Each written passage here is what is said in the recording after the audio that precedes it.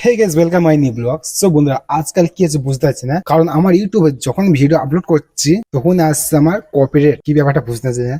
এত সুন্দর একটা ভিডিও আপলোড করলাম আজকে আমি, হ্যাঁ, এত সুন্দর ভিডিও এডিটিং করলাম, এডিটিং করার পরেও সেটা কি হলো, আমার কপিরাইট। তো বন্ধুরা কি বলবো তোমাদেরকে। আর সো বন্ধুরা, তোমরা যদি সেই ভিডিও দেখতে চাও, অবশ্যই আমার ইনস্টাগ্রামে আপলোড করা আছে। ও সরি, ওখানে যে তোমার ওই ভিডিওটা দেখতে হবে, ঠিক আছে বন্ধুরা।